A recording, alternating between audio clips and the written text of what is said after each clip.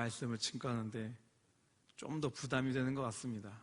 좀 마음도 오늘 어떻게 보면 날씨가 그래서 그런지 바깥으로 더 나가고 싶은 날이었던 것 같기도 하고, 또 여러 생각들을 많이 하게 된 날이었습니다. 자, 우리가 오늘 함께 은혜를 이제 나누고자 하는데, 먼저 한 가지 시작 전에 묻고 시작하도록 하겠습니다. 오늘이 무슨 날이죠? 어버이날. 자, 가슴에 카네이션 달았다. 한번 손 한번 들어보세요. 오늘 아침에. 자랑하셔도 됩니다. 예, 손 내리시고요. 네, 오늘이 어버이날이 많습니다. 자, 이 어버이날에 제가 또 아버지의 신앙을 좀 다루려고 합니다. 그래서 이 어버이날에 여러분과 함께 이 은혜를 이제 나누는데 이제 시작해 볼까 합니다.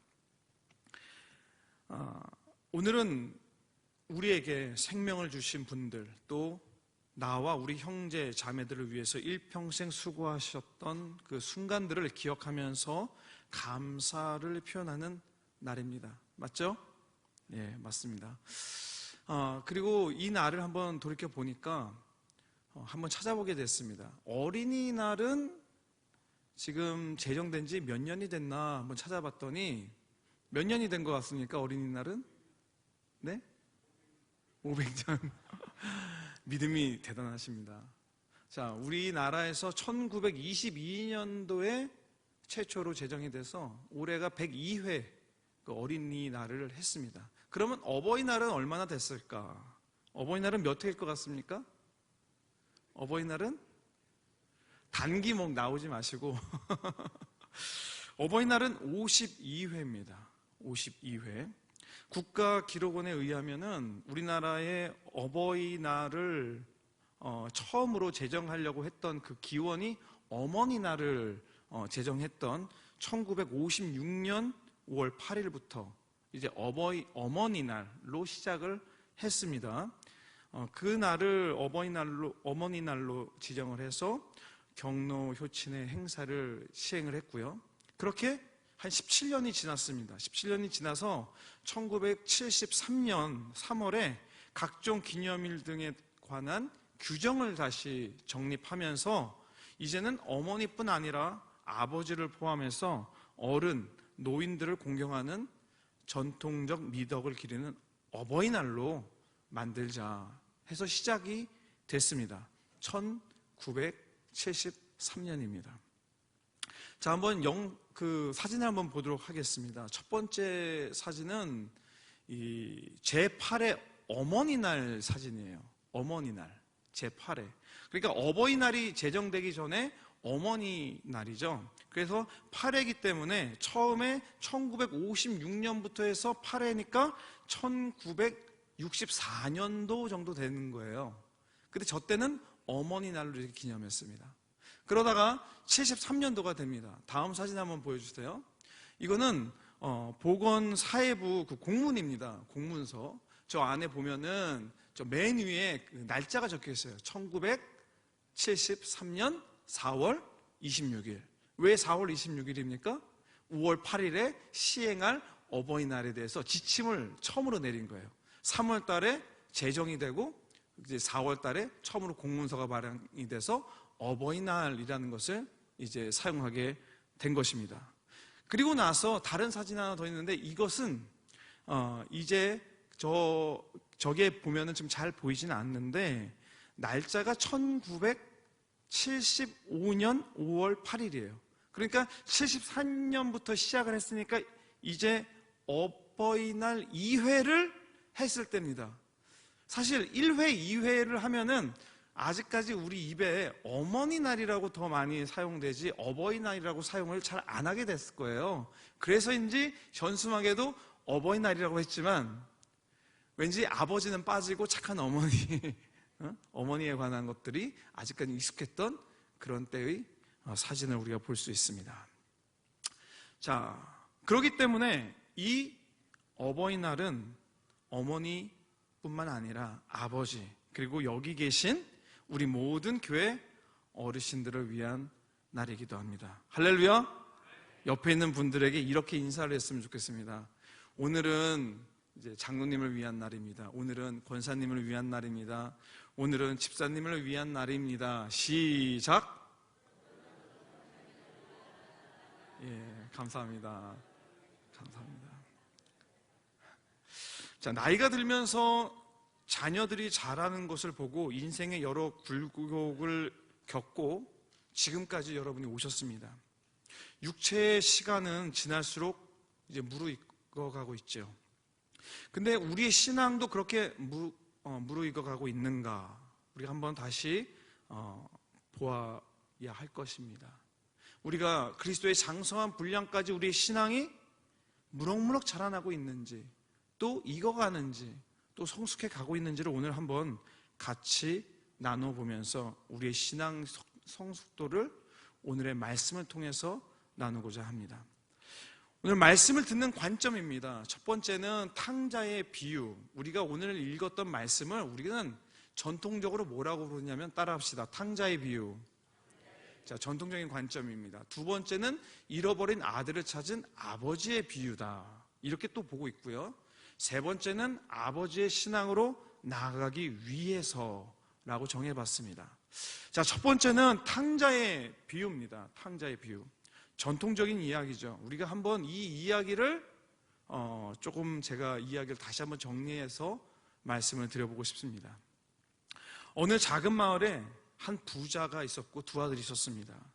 부자의 첫째는 성실하고 부지런한 데다가 아버지의 말을 잘 듣는 청년이었어요. 반면에 제멋대로인 성격의 둘째는 대뜸 아버지께, 아버지, 어차피 나중에 돌아가서 우리 형제들한테 재산 주실 텐데 이왕이면 지금 내 몫을 주시는 게 어떻겠습니까? 아주 불효막심한 말을 던졌습니다. 그럼에도 아버지는 격노하기는커녕 너그럽게 자신의 재산을 두 아들에게 골고루 나눠주었습니다. 성실하고 부지런한 첫째는 아버지의 재산을 더 늘려서 아버지의 기쁨이 되었습니다. 반면 둘째는 다른 고장으로 놀러가서 그 뒤 마구 재산을 탕진해 결국은 알거지가 됐습니다. 게다가 그가 있었던 지역에 심한 흉년이 들어서 모두 어려워지게 됐고 결국 둘째는 돼지치기가 돼서 먹고 살 수밖에 없었습니다. 둘째는 이런 생각을 했습니다. 아버지에 대한 그리움으로 내가 돌아간다면 얼마나 좋을까. 하지만 아버지께 돌아갈 용기가 없었습니다. 그러다 가야 되겠다 결단을 하고 돌아갔습니다. 그리고 저 멀리서 아버지가 달려와서 안아주었습니다. 둘째는 죄책감에 눈물을 흘리면서 저는 아버지의 약속을 지키지 못했습니다. 저는 아버지의 아들이라 불릴 자격도 없는 놈입니다. 저는 아버지의 일꾼 중 한 명으로 취급해 주십시오. 이렇게 말하자 아버지는 너무 슬퍼하지도 자책하지도 마라. 누가 뭐라 하든 너는 나의 소중한 아들이야. 그 다음에 서둘러 하인들을 불러서 이 아이에게 깨끗한 옷을 주고 씻기고 또 우리가 함께 살찐 송아지를 잡고서 잔치를 벌여보자. 우리 아들이 살아 돌아왔어. 하인들은 주인의 명령에 가장 좋은 옷과 그리고 예식을 준비합니다. 살이 잘 오른 송아지로 잡습니다. 한참 이런 잔치가 무르익어 가던 중 밭에서 일을 마치고 돌아온 첫째가 집에서 들려오는 소리를 듣습니다. 그리고 하인에게 묻습니다. 집안에 무슨 일이 있길래 이렇게 들썩이는가? 하인은 큰 도련님께서는 밭일 나가서 모르시는군요. 타향에서 가셨던 작은 도련님이 돌아오셨다고 주인 어른께서 잔치를 벌이셨습니다. 그 얘기를 듣자 첫째는 너무나 서운한 마음이 들었습니다. 자신은 아버지를 위해서 열심히 노력해왔으나 아버지는 자신과 친구들을 위해서 작은 새끼양 한 마리조차도 내주지 않았는데 오히려 말썽 많은 동생에게 살찐 송아지를 잡고 잔치를 여는 건 이해가 되지 않았습니다. 첫째는 서운함이 폭발해서 집에 들어오지 않았습니다. 그러자 아버지는 걱정이 돼서 바깥으로 나갔고 첫째에게 같이 어울리자고 이야기를 하면서 그에게 권했습니다. 그러나 첫째가 아버지, 전 그동안 아버지 위해서 열심히 일했지만 저에겐 아무것도 주지 않으셨지 않습니까?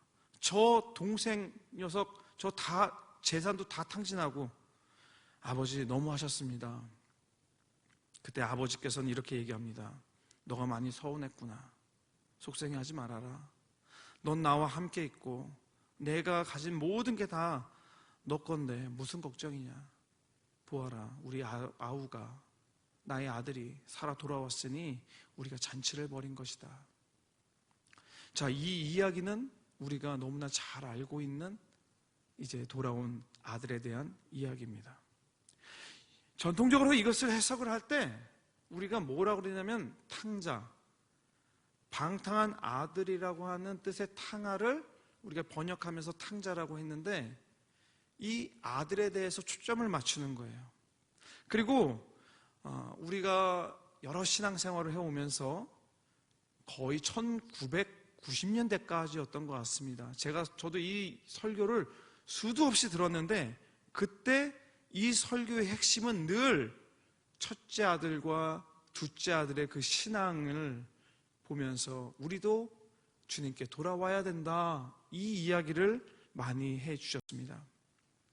첫째 아들을 보겠습니다. 첫째 아들은 묵묵히 아버지의 말에 순종하면서 할 일을 끝까지 하지만 동시에 나보다 못하고 아들의 책무를 감당하지 않았던 동생이 재산을 다 탕진하고 돌아왔을 때 그를 아무렇지도 않게 받아주고 그의 지위도 회복시켜 주셨던 아버지, 잔치를 벌여주신 아버지가 좀 탐탁하진 않았습니다.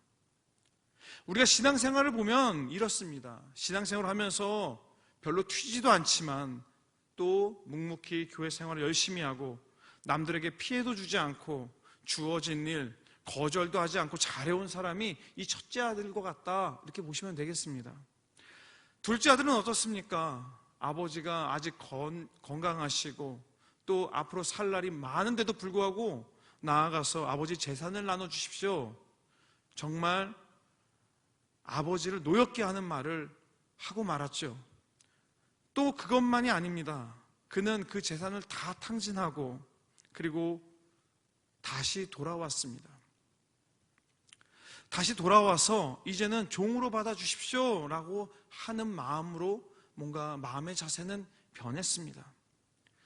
둘째의 신앙생활을 표현하면 이렇습니다. 세상에서 할 일, 못할 일 다 겪어보고 세상 친구들과 못된 일도 다 하고 돈도 많이 쓰고 나중엔 다 잃은 파란만장한 인생을 살다가 마지막에 예수님을 만나서 이제라도 주님 안에서 살겠다는 마음으로 신앙생활을 하는 사람을 우리가 둘째 아들로 표현하곤 합니다. 자, 전통적인 관점에서 사랑하는 여러분은 이 첫째입니까? 둘째입니까? 나의 신앙은 첫째였습니까? 둘째였습니까?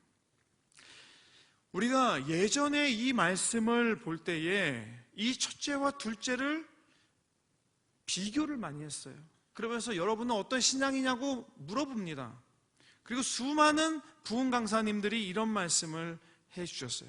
우리 모두 다 죽을 수밖에 없는 죄인이지만 아버지께서 받아주셨듯이 나 같은 사람도 너 같은 사람도 예수님 믿고 천국 백성으로 살아갈 수 있다는 사실에 기뻐하며 교회와 예배에 나오십시오. 나와서 우리가 예수님을 믿고 구원받읍시다. 이런 의미에서 둘째라도 괜찮으니 나오라는 설교를 많이 우리가 들었습니다. 그런데 요즘 우리가 읽고 있는 이 성경에 보면은 너무나 잘 나와서 우리가 이곳에서 다른 것들을 발견하게 됩니다. 자, 두 번째는 잃어버린 아들을 되찾은 아버지의 비유입니다. 똑같은 이야기입니다. 그런데 관점이 탕자에서 아버지로 바뀝니다. 성경을 여러분 보시면은 이제는 성경 말씀이 예수님 말씀은 빨간색으로 표시되는 것뿐만 아니라 어떤 단락은 무슨 내용인지 소제목도 다 적혀져 있어요. 오늘 우리가 읽은 이 말씀에 보면은 11절 바로 위에 소제목이 적혀 있는데 뭐라고 적혀 있냐면 잃은 아들을 되찾은 아버지 비유, 탕자의 비유라고 안 적혀 있습니다. 이 말의 의미는 이제 이 비유는 둘째 아들을 얘기하려고 하는 게 아니라 아버지에 대해서 이야기하려는 그런 내용이라는 것을 우리가 알 수가 있습니다. 그런데 이 아버지의 비유가 어디서 나왔을까? 이걸 보면 누가복음 15장 1절에서 우리가 좀 찾아볼 수가 있습니다. 자, 1절입니다. 함께 읽겠습니다.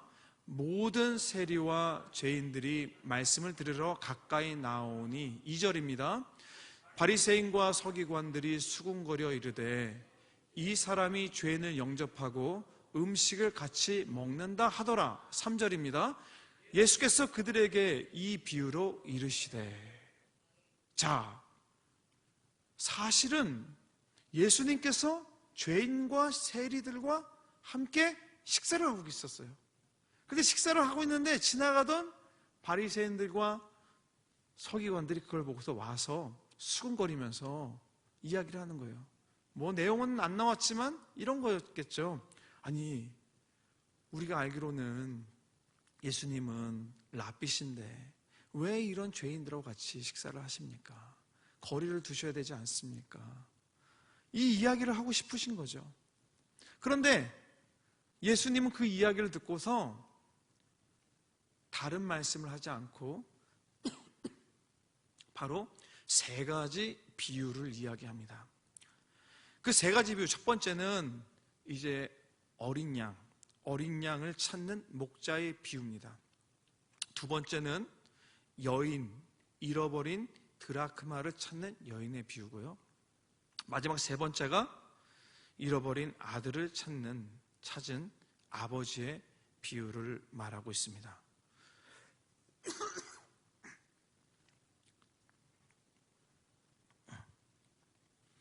자, 첫 번째 비유에서 우리가 이 비유를 잘 알기 때문에 제가 빨리빨리 말씀을 한번 드려보도록 하겠습니다. 잃은 양을 찾는 목자 비유에서 잃어버린 양 한 마리는 누구일 것 같습니까? 누굽니까? 누구예요? 자, 맨 앞에 1절, 2절, 3절에서 보면은 세리와 죄인들이 있었고 바리새인과 서기관이 있었고 예수님이 있었어요. 그러면 잃어버린 양은 누구일 것 같습니까? 그렇죠? 세리와 죄인들입니다. 그러면 99마리 양은 누굽니까? 누구죠? 바리새인과 서기관들입니다. 그리고 이 잃어버린 양을 찾으러 나간 목자는 누굽니까? 누구예요? 예수님입니다. 자, 이 목자의 입장에 있어서 한번 물어보겠습니다. 99마리, 잘 있는 99마리하고 잃어버린 한 마리하고 어떤 게 더 소중합니까? 잃어버린 하나. 또 목자는 잃어버린 양도 소중한데 지금 잘 있는 99마리 양도 소중해요. 왜? 다 내 자식과 같은 재산이잖아요. 그죠? 다 소중한 거예요. 그러니까 예수님 입장에서는 이 세리와 죄인들도 나의 어린 양들이고, 그리고 지금 질문을 하면서 마음이 불편한 바리새인과 서기관들도 감싸줄 어린 양들이에요. 누구 하나의 편을 들기보다도 이 비유를 얘기하면서 다 하나님 안에서 한 형제 자매 되기를 간절히 바라신 우리 예수님의 마음이 이 비유에 담겨져 있습니다. 드라크마 비유도 마찬가지입니다. 자, 10개의 드라크마가 있었는데 하나를 잃어버렸어요. 그럼 잃어버린 드라크마는 뭡니까? 성경 말씀에서 세리와 죄인들. 그리고 나머지 9개 드라크마는 누구예요? 바리새인과 서기관들. 이 잃어버린 드라크마를 찾는 여인이 누굽니까? 예수님이에요. 쉽죠? 그럼 마지막으로 우리가 이 잃어버린 아들, 되찾은 아들을 바라보는 아버지의 비유를 보면은, 자, 그럼 첫 번째 아들은 누굽니까? 잘하고 잘 있는 첫 번째 아들은 누구예요? 첫 번째 아들은 바리새인과 서기관들. 둘째 아들, 찾아와야 될 아들은 누구예요? 죄인과 세리들이죠. 그리고 이 둘을 다 품고 있는 아버지는 누굽니까? 예수님입니다. 우리 표를 한번 보도록 할게요. 표를. 자, 정리를 저렇게 했어요. 자, 맨 위에 보면은 잃어버린 양을 찾는 목자 비유가 있고요. 그리고 잃은 드라크마를 찾는 여인의 비유, 잃은 아들을 찾는 아버지 비유가 있고, 맨 마지막은 사실 누가복음 1장 1절에서 2절까지의 말씀에 나왔던 예수님과 바리새인, 서기관, 그리고 세리, 죄인에 관한 것들을 했습니다. 자, 그럼 봅시다.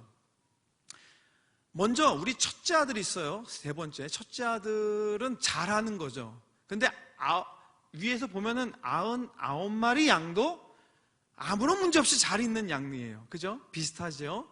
그리고 9개 드라크마도 지금 어딘가 뭐 잃어버린 게 아니라 우리 주머니에, 그 여인의 주머니에 잘 있어요. 손에 잘 있습니다. 그리고 바리새인과 서기관들은 어떤 사람들입니까? 말씀을 연구하고 말씀을 따라가려고 노력하는 아주 모범적인 사람들이에요. 이렇게 비유가 됩니다. 그럼 소외된 일은 누굽니까? 지금 저 99마리 양에서 떨어져 있었던 한 마리 양, 그리고 9개의 드라크마에서 같이 있지 못하고 지금 저 방구석 어딘가에서 있는 잃어버린 한 드라크마, 그리고 첫째 아들처럼 아버지 말씀에 순종치 않고 나아가서 방탕하고 다시 찾아와야 되는 둘째 아들, 이렇게 같이 연결이 되어 있습니다. 이 사람들을 예수님은 비유로 이야기하면서 소외된 이들은 저 잃은 한 마리 양, 드라크마, 그리고 둘째 아들은 다 세리와 죄인에 관한 이야기고, 잘 따르고 있었던 99마리 양과 9개의 드라크마와 첫째 아들은 바리새인과 서기관에 대해서 이야기를 하고 있습니다. 그리고 또 우리가 한 가지 더 봐야 될 사람이 있는데 그 누구냐? 바로 이 99마리 양과 71마리 양을 다 사랑하고 있는 목자, 그리고 9개 드라크마를 가지고 있었지만 하나 잃은 것을 끝까지 찾아내려고 하는 그 여인, 지금 내 말을 잘 듣고 있는 첫째 아들을 가지고 있는 아버지와, 그리고 언젠간 돌아오겠지 하고 기다리는 그 아들을 맞이하려고 하는 아버지, 이 다 누구의 마음이냐면 바로 예수님의 마음이라는 겁니다. 자, 그렇다면 우리는 어떤 믿음으로 나가야 될까? 지금에 있어서 우리가 어떤 믿음으로 나가야 될까라는 걸 본다면 그것은 아버지의 믿음입니다. 따라합시다. 아버지, 어머니, 아버지의 믿음, 어머니의 믿음을 우리가 바라봐야 됩니다. 아버지를 한번 생각해 보겠습니다. 자, 아주 쉽습니다. 아버지는 첫째만 사랑할까요? 둘째만 사랑할까요? 다 사랑하죠. 다 사랑합니다. 아버지는 묵묵히 일하며 아무런 불평이 없는 첫째 아들을 사랑하고 있고요. 또 집을 일찍 나갔지만 몸 건강히 돌아오기를 간절히 바라면서 서서 기다리면서 또 그 아들, 둘째 아들도 사랑하고 있습니다. 아버지는 첫째나 둘째나 다 품어주시는 분이에요. 우리 자녀들이 다 다르잖아요. 어떻게 내 마음에 맞겠습니까마는, 그럼에도 불구하고 모두 사랑하고 품어주는 사람이 바로 오늘 나오는 아버지입니다. 사랑하는 여러분, 여러분의 신앙의 자리가 나이가 들어감에 따라 성숙하며 지혜도 더하여지고, 또 우리의 신앙이 이제 더 나아가서 내가 예전에는 저 첫째 아들과 같은 신앙이었다면, 예전에 내가 저 둘째 아들과 같은 모습이었다면, 이제는 그 모습을 더 넘어서서 그 둘 다 품어주는 아버지의 신앙으로 나아가시기를 축복합니다. 예수님은 어떤 분입니까? 예수님은 오늘 식사하시면서 세리와 죄인들과 함께 식사를 하고 계세요. 그리고 그들에게 사랑의 눈으로 바라보면서 함께 교제하고 있었습니다. 그때 시기하며 질투했던 이 바리새인과 서기관들이 들어옵니다. 동일하게 저들도 내가 품어야 되는 사람인데, 그 마음이 우리 예수님한테는 있었던 것을 우리가 이 비유를 통해서 알 수가 있습니다. 예수님은 우리가 세리나 죄인처럼 남들에게 손가락질 당하는 것도 알고 계십니다. 또 어려서부터 부모님들과 함께 신앙생활을 잘해서 오늘날까지, 오늘 우리 첫째 아들처럼 예배 잘 드리고 지금까지 아무런 문제 없이 신앙생활을 해온 것도 우리 주님은 잘 알고 계십니다. 그러면 내가 그 아들이었다면 이제는 어떻게 되겠습니까? 성숙해서 가정도 갖고 또 자녀들을 얻어서 자녀를 키우는 것처럼, 품는 것처럼 이제 우리의 신앙도 앞으로 성숙해 나가야 될 줄 믿으시기 바랍니다. 자, 세 번째는 아버지의 신앙으로 나아가기 위해입니다. 아버지의 신앙으로 나아가기 위해. 여기부터가 좀 중요해요, 사실은. 우리가 첫째 아들의 신앙, 둘째 아들의 신앙으로 살지 말고 이제는 그것 말고 아버지의 신앙으로 살아보자, 이렇게 설교를 하면은, 말씀 증거하면 아멘을 하세요. 맞습니까? 네. 그런데 어떻게 하시면 되겠습니까? 어떻게 하면은 아버지 신앙으로 내가 살아갈 수 있을 것 같습니까? 막히죠. 막힐 수 있습니다. 근데 성경 말씀에서 보면은 아버지의 신앙으로 살아가는 방법도 함께 알려주고 있습니다. 자, 아버지의 신앙으로 살아가는 그 실루엣은 그려져요. 모양은 그려지는데 뭔가 분명하지 않은 것들이 있습니다. 그래서 오늘 이 아버지는, 예수님이 알려주시는 이 아버지는 어떤 신앙인지 한번 살펴보고자 합니다. 12절에 있는 말씀입니다. 함께 읽겠습니다. 그 둘째가 아버지에게 말하되 아버지여, 재산 중에서 내게 돌아올 분깃을 내게 주소서 하는지라. 아버지가 그 살림을 각각 나눠 주었더니. 자, 아버지가 건강하게 살아계신데 가서, 이렇게 한번 해볼까요? 여러분, 자녀들을 떠올려 보십시오.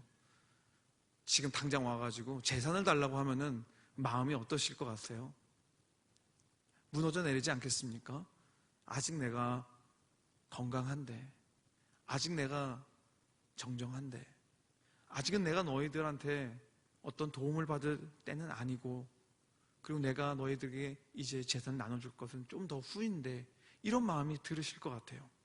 그런데 오늘 말씀에서 이 말을 들은 아버지가 화를 내거나 야단을 치거나 안 돼! 반대를 하거나 그러지 않으셨습니다. 아버지는 그 분깃을 나눠 주었습니다. 그런데 분깃을 나눠줬다는 것은 그 말씀 안에 무엇이 있냐면, 첫 번째 아버지의 신앙은 들어주는 신앙이라는 겁니다. 따라합시다. 들어주는 신앙. 예. 그 말에 어떤 의도와 어떤 뜻이 있는지는 먼저 듣고서, 그리고 그 들어줌으로 인해서 그 다음을 준비해 나가는 신앙이 아버지의 신앙이라고 할 수 있습니다. 자, 예수님을 다시 한번 떠올려 봅시다. 예수님이 세리와 죄인들과 같이 식사를 하고 있었어요.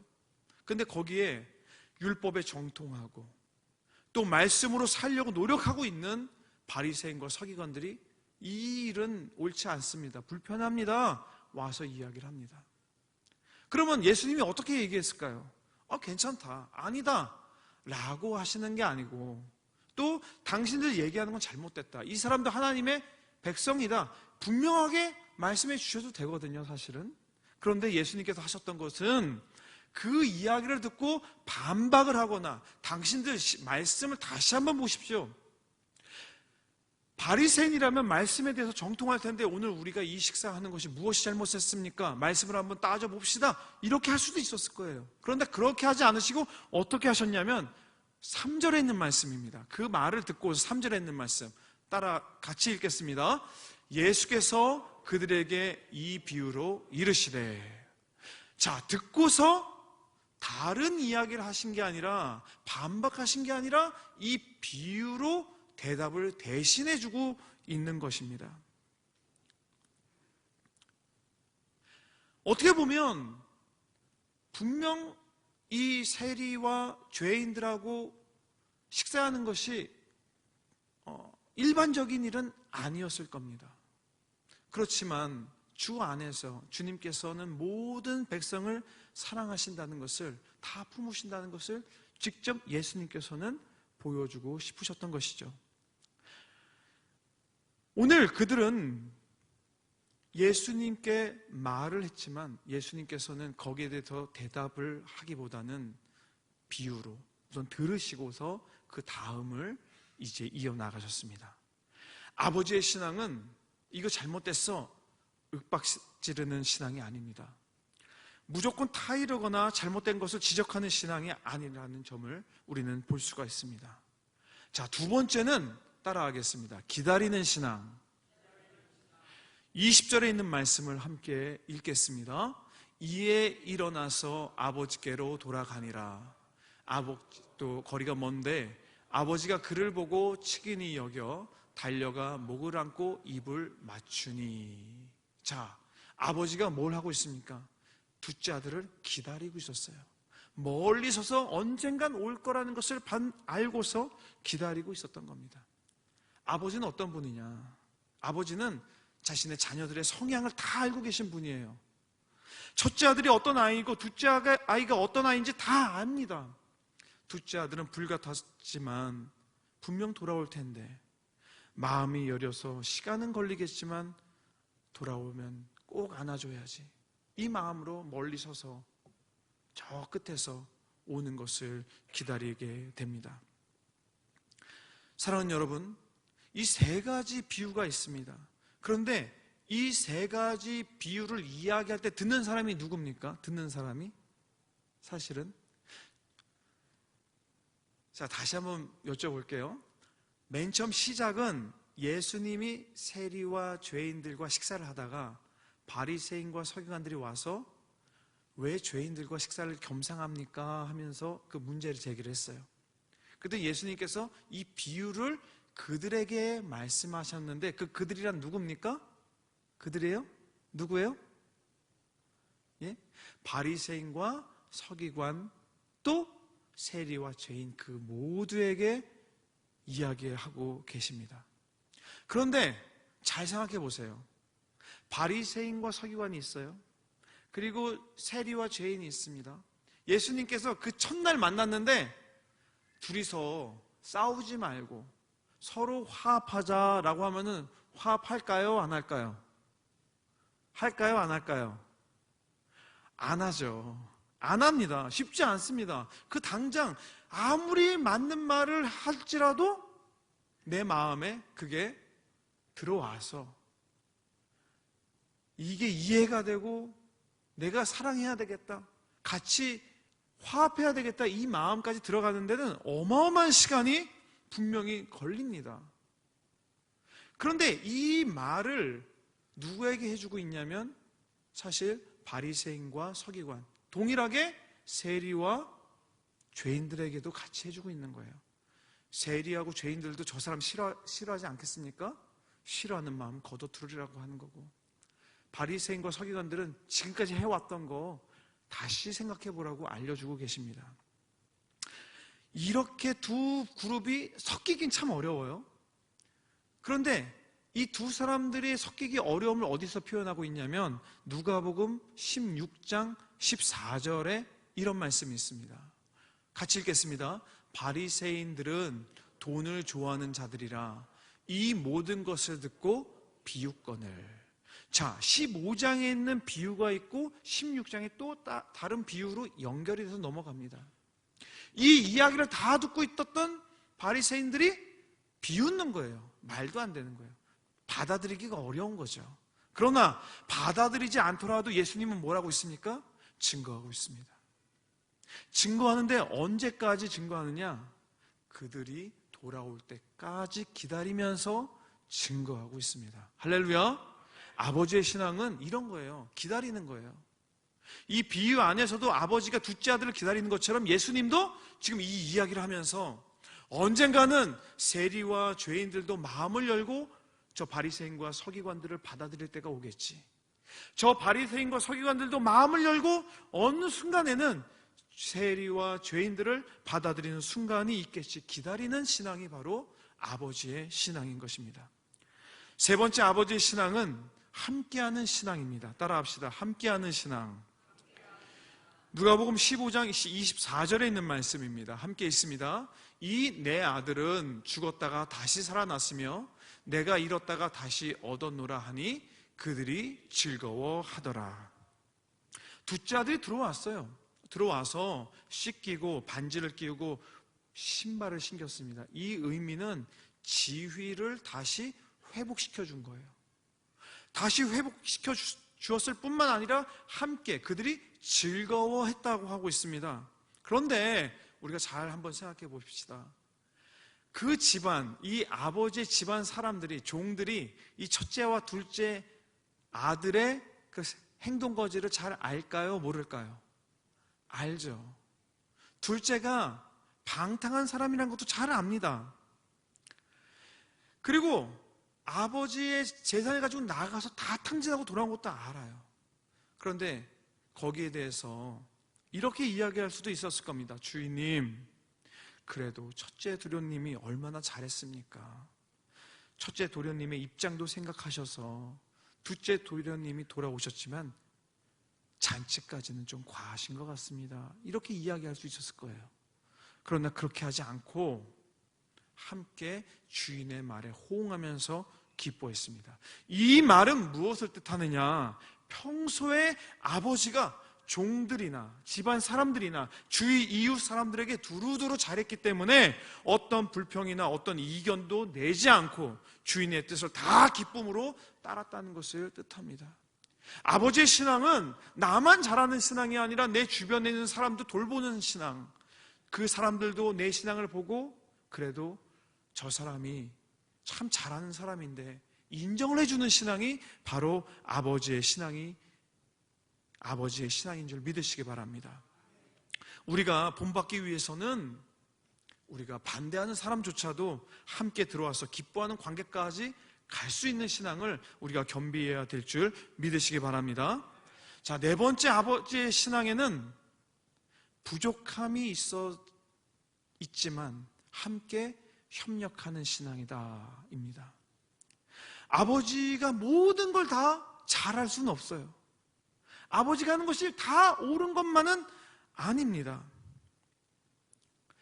누가복음 15장 28절입니다. 함께 읽습니다. 그가 노하여 들어가고자 하지 아니하거늘 아버지가 나와서 권한대.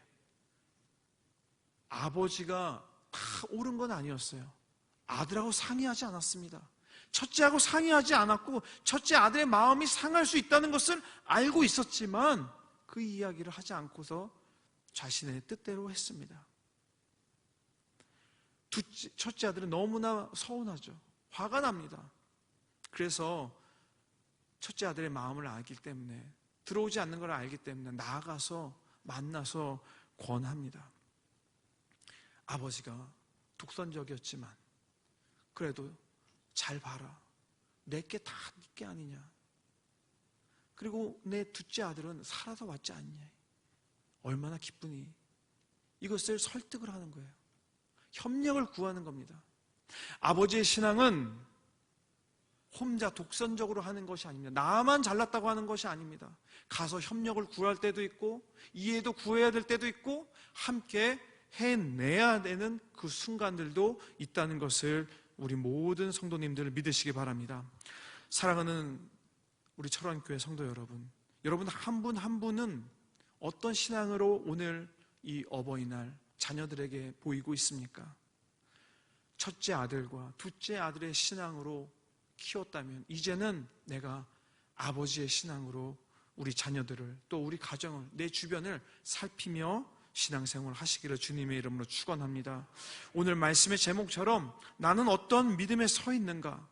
지금 나는 첫째 아들과 같은 신앙인지 둘째 아들과 같은 신앙인지 혹은 아버지의 마음을 가져야 되겠다는 결단을 했지만 실천하지 못하고 있는 신앙인지, 또 아버지의 마음으로 가정도 자녀도 이웃도 사랑하는 믿음을 실천하고 있는지를 돌아보시고, 또 그 모든 주변에 있는 사람들을 아버지처럼 품어주시고 들어주시고 기다려주시고 함께 기뻐해 주시고 함께 화합해 나아가시는 우리 철원교회 신앙인들 되시기를 주님의 이름으로 축원합니다. 기도하겠습니다.